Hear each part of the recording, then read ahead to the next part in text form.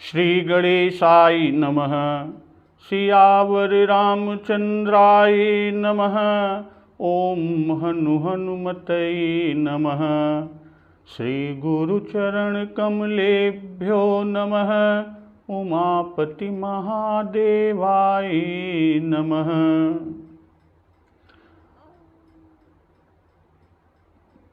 प्रभु को देखकर रंगभूमि में सभी राजा हृदय में इस तरह हार गए, इस तरह निराश और उत्साहहीन हो गए, जैसे पूर्ण चंद्रमा के उदय होने पर तारे प्रकाशहीन हो जाते हैं। कि प्रभु ही देखि सब नृप ही हारे, जनु राकेश उदय भय तारे। और इधर प्रभु के रूप को देखकर सभी राजाओं के मन में यह निश्चय हो गया कि शिव जी के इस विशाल धनुष को जो संभव है न टूट सके, अब बिना तोड़े भी श्री सीता जी श्री रामचंद्र जी के गले में ही जयमाल डालेंगी। कि बिनु भंजऊ भव धनुष विशाला, मेली सिय राम उर्माला। और यह सब सुनकर जो अविवेकी हैं, अविवेक से अंधे हैं, अभिमानी राजा हैं, वह इनकी बातों को सुनकर हंसी करते हैं और कहते हैं, एक बार कालौ किन होऊ, सियहित समर जितब हम सोऊ। कि काल ही क्यों न हो, एक बार तो सीता के लिए उसे भी हम युद्ध में जीत लेंगे। और इस तरह घमंड की बात सुनकर कि यह सुनी अवर महिप मुस्काने, धर्मशील हरि भगत सयाने।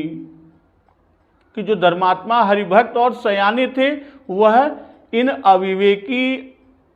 अविवेक से अंधे अभिमानी राजाओं की बातों को सुनकर वो मुस्कुराए।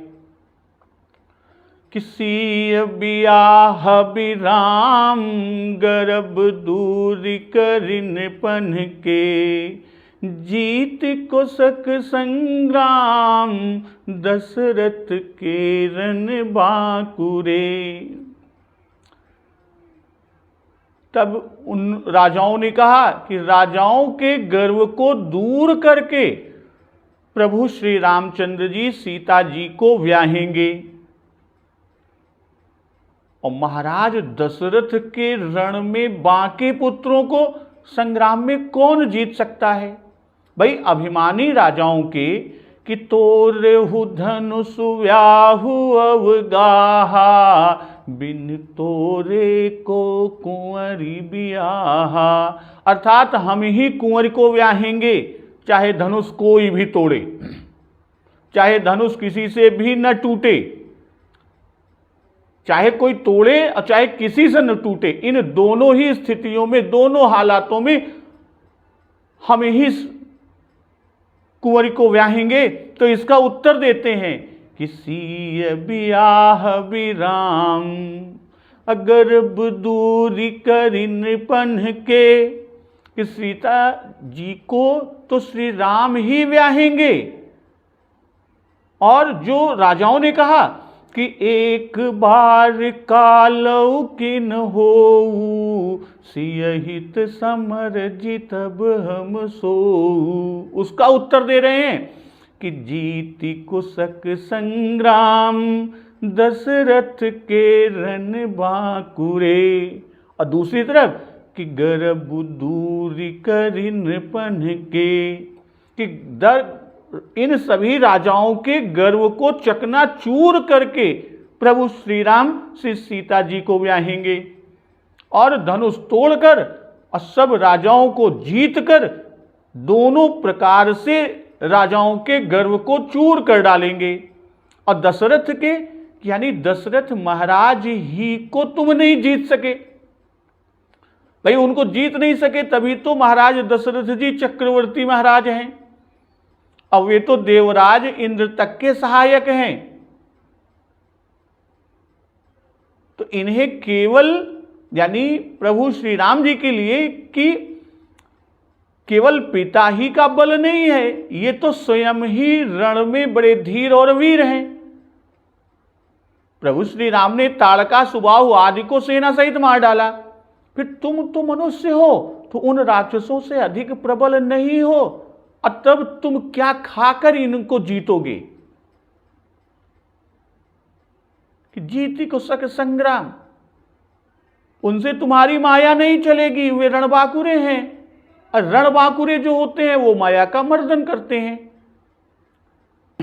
व्यर्थ मरहु जनि गाल बजाई, मन मोदकन की भूख बुताई। सिखी हमारी सुनि परम पुनीता, जगदम्बा जानहु जिय सीता। कि गाल बजाकर व्यर्थ मत करो, गाल बजाए से कुछ नहीं है। क्या मन के लड्डुओं से भी कभी कहीं भूख बुझ सकती है? कि मन मोदकन ही की भूख बुताई, और सिखी हमारी सुनि परम पुनीता। हमारी परम पवित्र शिक्षा सुनकर कि जगदम्बा जानहु जिय सीता, कि श्री सीता जी को अपने जी या हृदय से जगत जननी जगत माता समझो। भाई बहुत सारे लोग दिन रात गाल बजाया करते हैं पर वे मरते तो नहीं। तब यहां मरहु कैसे कहा कि व्यर्थ मरहु जनि गाल बजाई।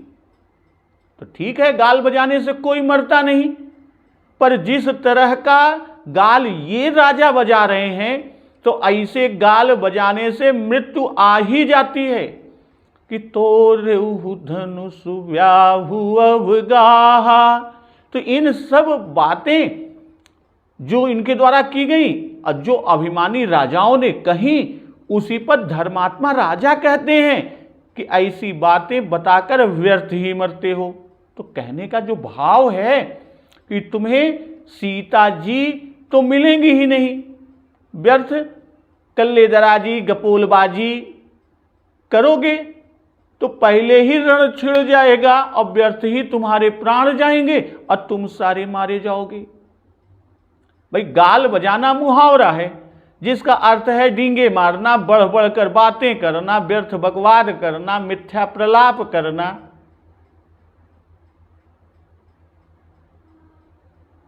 इस तरह कि मरहु से कि अपनी मौत अपने हाथों बुला रहे हो। कि चितहि न सकहु राम तन गाल बजावहूं। चितहि न सकहु राम तन गाल बजावहूं। कि तुम लोग श्री राम जी को या श्री राम जी की ओर ताकने को भी समर्थ नहीं हो, और उनका ऐसा ही तेज प्रताप रूप और बल है कि व्यर्थ ही बकवाद कर रहे हो, बकवास कर रहे हो, सिर्फ बकवास। और आगे कहते हैं कि मन मोदकन की भूख बुताई। भाई राजकिशोरी की प्राप्ति की इच्छा करना मन के लड्डू खाना है। कि कालहु सिय हित समर जितब, यह कहना मन का लड्डू खाना है। भला तुम्हारा सामर्थ्य काल को रण में जीतने का है, समझो क्या कह रहे हो।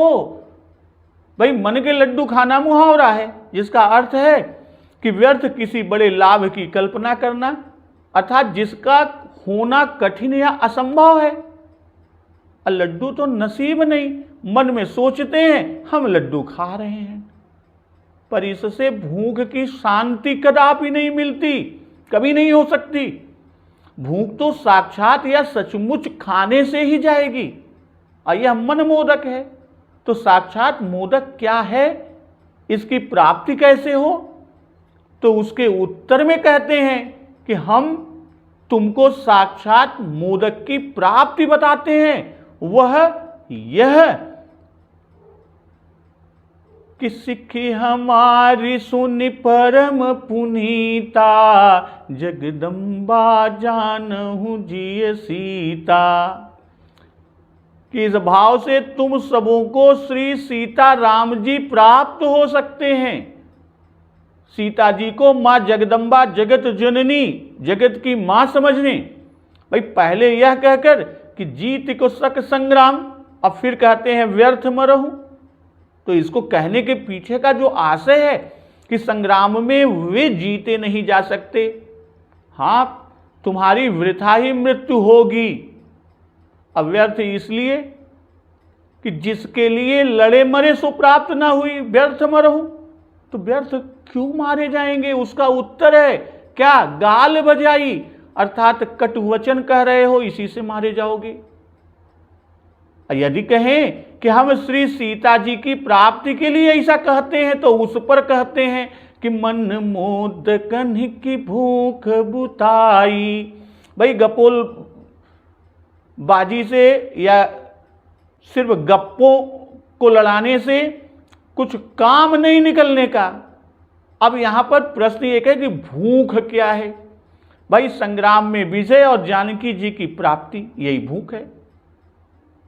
ऐसी की भूख है कि सिय हित समर जितब हम सोऊ, कि दोनों का न प्राप्त होना भूख का बुझना है। भाई दोनों की मन में इच्छा, मन के लड्डू खाना है। कि सिख हमारी सुनि परम पुनीता, जगदम्बा जानहु जिय सीता। तो सिख हमारी सुनी, पहले जो राजाओं ने तुमको उपदेश दिया कि राम चाप तो रब सक नाही, और वह तुमने न सुना तो न सही, पर हम तुम्हारे हित की कह रहे हैं, सो तो सुनो। यह सीख परम पुनीत है। परम पुनीत कि जिसमें, उसको परम पुनीत कहा कि जिससे वे सभी आदर पूर्वक सुने। अब परम पुनीत का भाव कि मध्यम राजाओं के वचन पुनीत हैं, क्योंकि वे नीति के अनुकूल हैं। उनमें यश प्रताप बल तेज की रक्षा का उपाय बताया गया। लोक मर्यादा को रखते हुए चले जाने को कहा था, और उनके वचनों में लोक में भलाई दिखाई है। लोक में मारे न जाओगे, न नाम धरा जाएगा, और परलोक भी बनेगा। तो जगदम्बा जानहु जिय सीता, कि उनके विषय में जो तुम्हारे हृदय में कुबुद्धि है उसे छोड़ दो। पत्नी रूप में प्राप्त की अभिलाषा को छोड़कर जनक किशोरी जी को जगन माता के रूप में प्राप्त करो, और इसी से आपकी भूख की तृप्ति होगी। तो जगत पिता रघुपति बिचारी, भरि लोचन छबिले निहारी। सुंदर सुखद सकल गुण राशि, ए दो बंधु शंभुर वासी। श्री रघुनाथ जी को जगत के पिता पर ब्रह्म परमात्मा विचार कर, भरि लोचन छबिले निहारी, कि नेत्र भरकर उनकी छवि को देख लो, निहार लो। कि सुंदर सुखद सकल गुण राशि, ए दो बंधु शंभुर वासी। कि सुंदर समस्त सुखों के देने वाले, सुंदर सुखद सकल गुण राशि, और संपूर्ण गुणों की राशि, ए दो बंधु शंभुर वासी। कि संपूर्ण गुणों की राशि, ये दोनों भाई शंकर जी के हृदय रूपी पुर या घर के निवासी हैं। शंभु उर्वासी, भाई अधम राजाओं ने दो बातें कही, एक तो राम जी को जीतने की और दूसरी सीता जी को ब्याहने की। इसीलिए हरिभक्त राजा उनको इन दोनों मूर्तियों का ज्ञान कराते हैं कि ये दोनों जगत के माता पिता हैं। भाई पहले श्री जानकी जी को जगदम्बा बताना है और बाद में श्री राम जी को जगत पिता के रूप में विचारने को कहा। तो इसका तात्पर्य कि पहले उनके हृदय का दुष्ट प्रभाव, जो दुष्ट भाव है, उसे दूर करते हैं, क्योंकि हृदय की शुद्धि के बिना राम जी का स्वरूप विचारने में नहीं आ सकता। श्री जानकी जी के विषय में कहा कि उनको जगदम्बा जी जानो, और श्री राम जी के बारे में कहते हैं कि जगत पिता बिचारी। भाई जगत पिता के रूप में उनको देखना है कि जगत पिता रघुपति विचारी, भरी लोचन छबिले निहारी।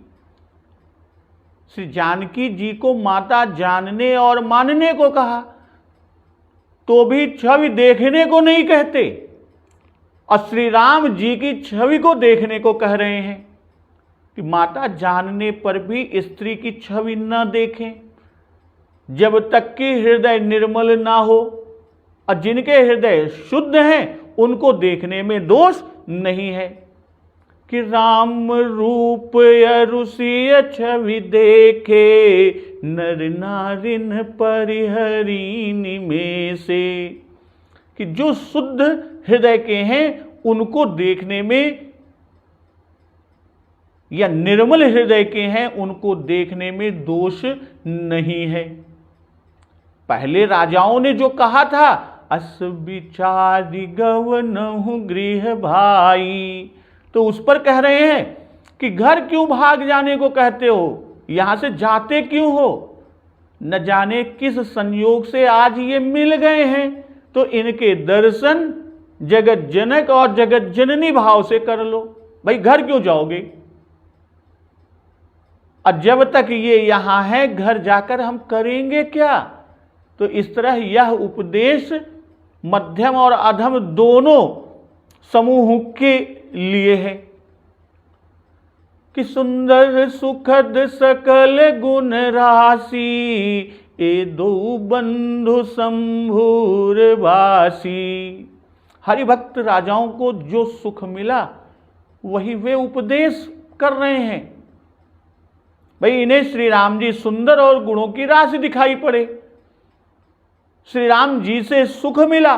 जैसे देख लोग सब भय सुखारे, एक टक लोचन चलत न तारे। हरि भगतन देखे दो भ्राता, इष्ट देव इव सब सुख दाता। गुण सागर नागर बर बीरा, सुंदर श्यामल गौर शरीरा।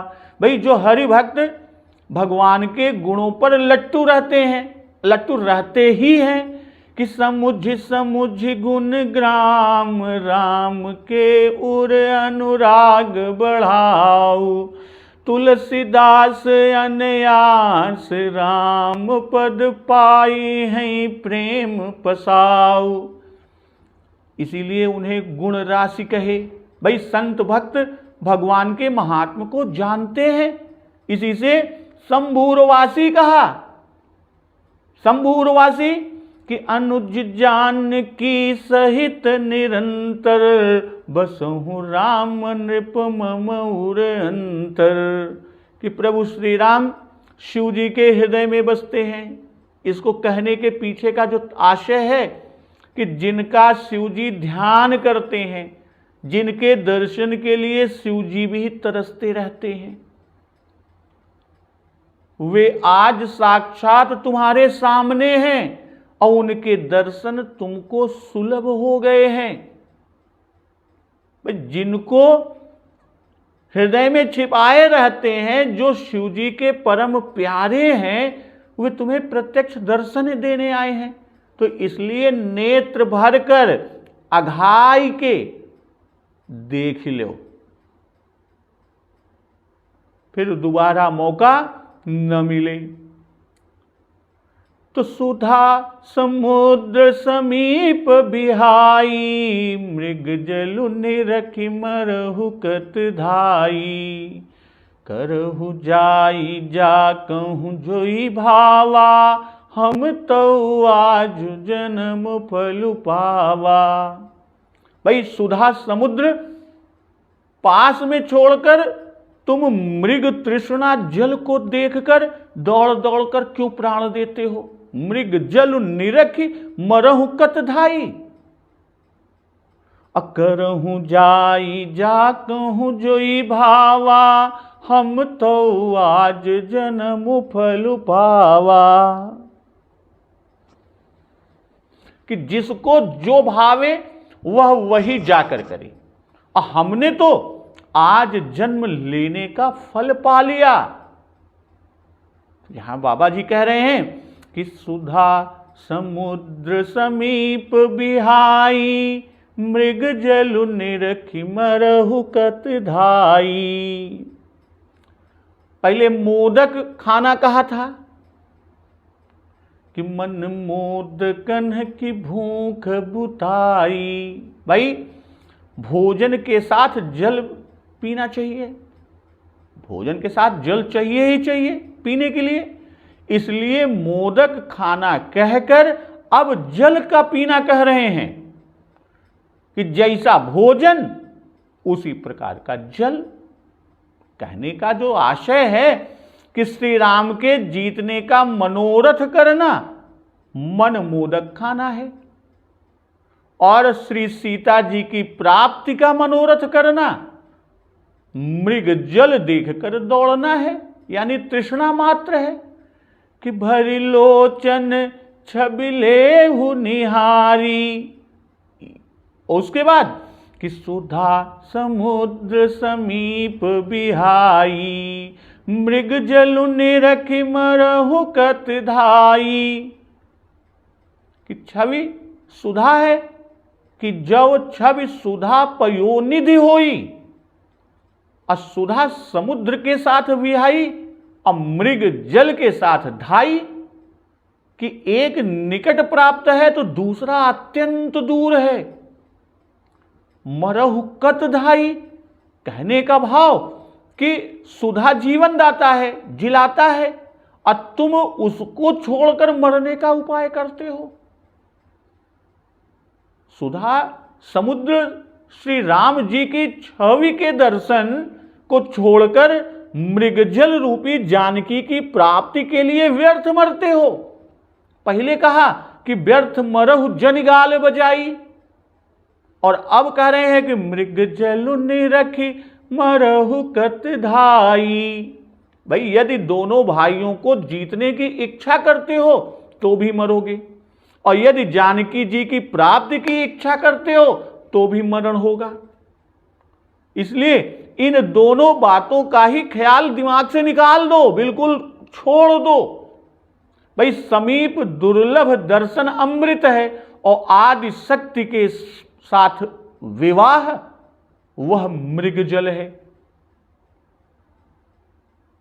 करहु जाई जा कहूँ जोई भावा, हम तो आज जन्म फल पावा। भाई दुष्ट राजाओं ने इनका उपदेश नहीं माना। भाई अभिमानी कभी उपदेश नहीं मानते, और क्यों माने? उनको तो अभिमान का दंभ है। मूढ़ तो ही अतिशय अभिमाना, नारी सिखावन करसिन काना। और यही सुंदरकांड में उल्लेख कि बोला बिहसी महाय अभिमानी, मिला हम ही कपि गुर बड़ ज्ञानी। हनुमान जी जब रावण को सिखावन दे रहे थे, अश्रवण सुनी सठता कर बानी, बिहसा जगत विदित अभिमानी। तो ये अविवेक अंध अभिमानी हैं, इसलिए ये कैसे सुने? जब न सुना तब कहा कि करहु जाई जा कहूं जोई भावा। कि किसी को कुछ भाया तो किसी को कुछ भाया। तो राजाओं की पृथक पृथक भावनाएं हैं, और किसी को भाता है कि अस विचारी गौ न हूं, और किसी को सियहित समर भाता है। तो मध्यम और अधम दोनों प्रकार के राजाओं ने अपने अपने भाव प्रकट किए। एक ने तो घर चले जाने की बात कही कि अस विचारी गव न हूं गृह भाई, और दूसरी प्रकार प्रकृति के ने लड़ने की बात कही कि एक बार कालऊ किन हो सियहित समर जितब हम सोऊ। अब इसी पर जो साधु राजा हैं उन राजाओं ने कहा कि जिसको जो भाता हो सो करे, जौन मने मावे तोन करा, हम व्यर्थ में समय नष्ट काहे करी, क्यों नष्ट करें। भाई तुम्हारे भाव हमें नहीं भाते, हमारा हितोपदेश तुमको नहीं भाता तो न भावे। अब हम व्यर्थ बकवास नहीं करना चाहते, बकवाद नहीं करना चाहते। और यह कहकर ये चुप हो गए और कह सोचे कि हम तो आज जन्म फल पावा। भाई श्री सीताराम जी के एक बार के ही दर्शन से जन्म सफल हो जाता है। अन्य साधन जन्म भर भी हम करें तब भी न जाने मरने पर भी जन्म सफल हो या न हो। और हमें आज श्री सीताराम जी का दर्शन मिला, इसलिए हमारा जन्म सफल हो गया। और जन्म सफल होने का भाव कि इसीलिए इसी के लिए तो जन्म जन्म जन्म जन्मांतर मुनि आदि प्रयत्न करते रहते हैं जन्म भर। अब भगवत प्राप्ति ही से जन्म सफल होता है, अन्यथा नहीं होता। कि सब साधन कर सुफल सुहावा, लखन राम सिय दर्शन पावा। जे नर नारी नय अवसर आए, तिन्ह सिय राम न देखन पाए। और वही अध्याकांड में ही उल्लिखित है कि समरथ धाई बिलो कहीं जाई, प्रमुदित फिरहि जन्म फल पाई। तो इस तरह कि हमारा जन्म सफल हुआ। तो अस कही भले भूप अनुरागे, रूप अनूप बिलोकन लागे। देखहि सुर नभ चढ़े विमाना, बरसहि सुमन करहि कल गाना। तो ऐसा कहकर जो अच्छे राजा अनुराग से उपमा रहित रूप देखने लगे, यानी प्रभु श्री राम जी का दर्शन करने लगे। तो देवता लोग आकाश से विमानों पर चढ़े हुए देख रहे हैं और सुंदर गान कर रहे हैं। और सुंदर गान के साथ साथ पुष्प की बारिश कर रहे हैं, वर्षा कर रहे हैं। तो अस कही भले भूप अनुरागे, रूप अनूप बिलोकन लागे।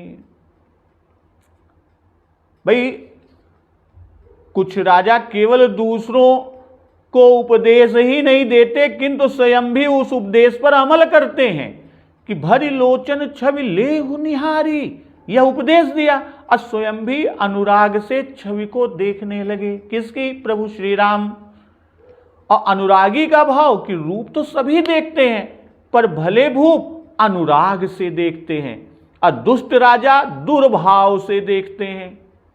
इनके मन वचन कर्म तीनों भगवान में लगे दिखाए। वचन से दर्शन का उपदेश दिया, मन से अनुराग किया और तन से देखने लगे। और नेत्र भी तन है इसलिए देखना कर्म है। कि देखें सुर नभ चढ़े विमाना, बरसहि सुमन करहि कल गाना। कि राजा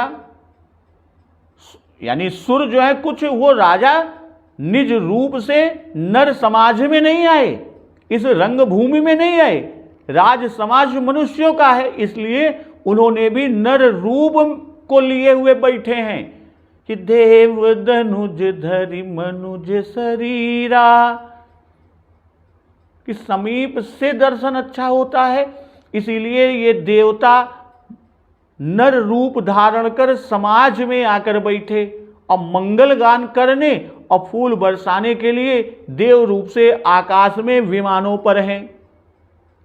इसी से बाबा गोस्वामी तुलसीदास जी ने पहले हरि भक्तों का देखना लिखकर तब देवताओं का देखना, गान करना और फूल बरसाना लिखे।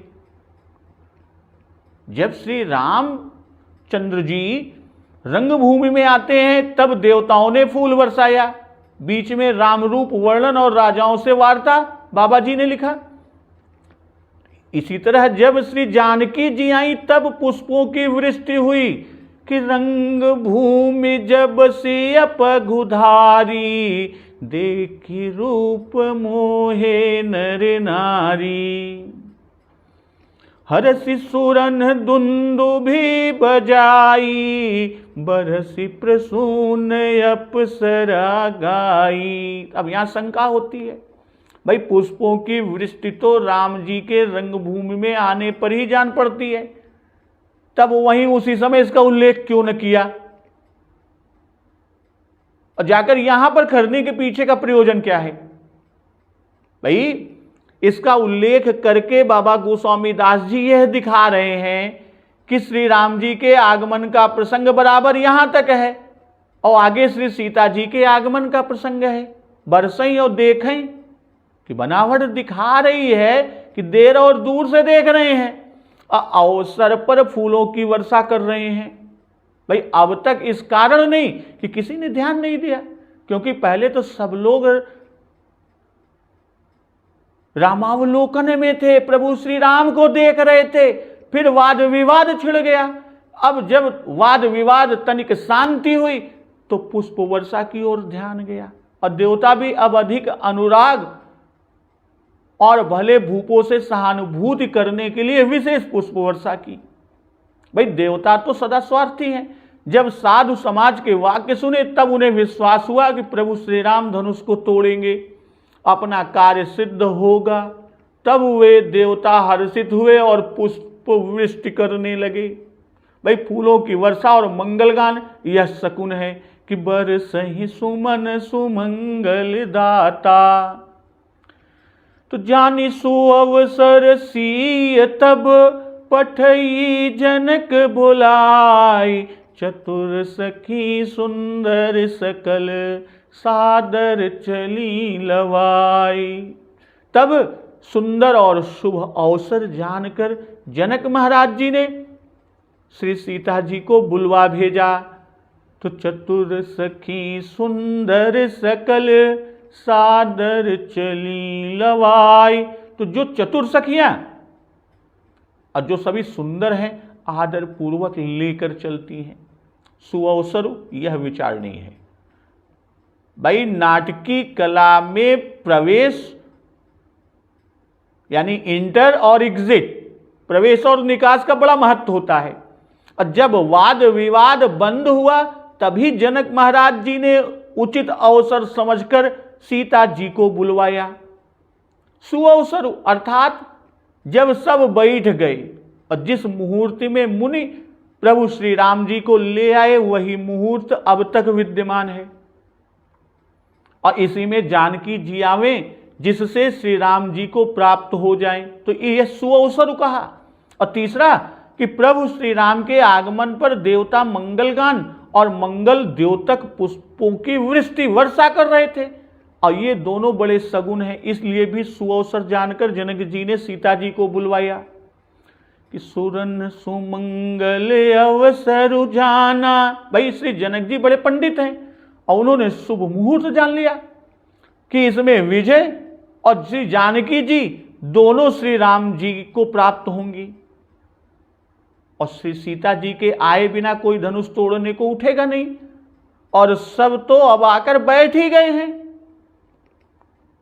और चतुर सखियां कि चतुर सखी, जिस मुहूर्त और मांगलिक समय में महाराज जी ने बुला भेजा तुरंत उसी में ले आई, अवसर बीतने नहीं दी, इसलिए चतुर कह रहे हैं। और इस समय यही चतुराई का काम था। और साथ में ऐसी भी सखियां हैं जो राजाओं के नाम, गुण, कुल आदि से परिचित हैं। और आगे समय समय पर सखियों की चातुर्यता का वर्णन भी बाबा जी ने किया, कि जैसे कि संग सखी सुंदर चतुर गावहि मंगल चार।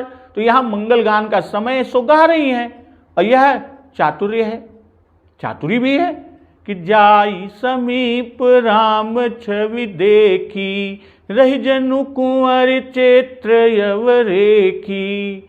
चतुर सखी लखि कहा बुझाई, पहिरावऊ जयमाल सुहाई। और आशीष दीन सखी हरसानी, निज समाज लई गई सयानी। और यहां कहते हैं सुंदर सकल, यानी सखियों की सुंदरता, क्योंकि आगे श्री जानकी जी की शोभा को कहेंगे और सखियों के बीच में जानकी जी सुशोभित हो रही हैं, तो सखियों को छविगण कहेंगे और श्री सीता जी को महाछवि। और सीता जी को आगे करके दाएं बाएं अगल बगल और पीछे स्वयं है कि सादर ते ही आगे करी बानर, चले जहां रघुपति करुणा कर। भाई डोले या पालकी पर चढ़ाकर आगे उन्हें कर लिया और पीछे और आरी बगल स्वयं साथ साथ रही। तो इस तरह सीता जी के आने पर बाबा गोस्वामी जी सीता जी का जो वर्णन करते हैं, और यहां पर वर्णन करेंगे क्या, बल्कि यह उल्लेख करेंगे कि कोई उपमा सीता जी के देने योग्य है ही नहीं। उसको किस तरह से बताते हैं, व्यक्त करते हैं बाबा गोस्वामी तुलसीदास, उसका अमृत रसपान हम लोग अगले दिवस की कथा में करेंगे। तो एक बार जोर से बोलिए, सियावर रामचंद्र की जय, पवन सुत हनुमान की जय। जगत जननी मां जगदम्बा की जय, गुरुदेव भगवान की जय। उमापति महादेव की जय। जय श्री राम।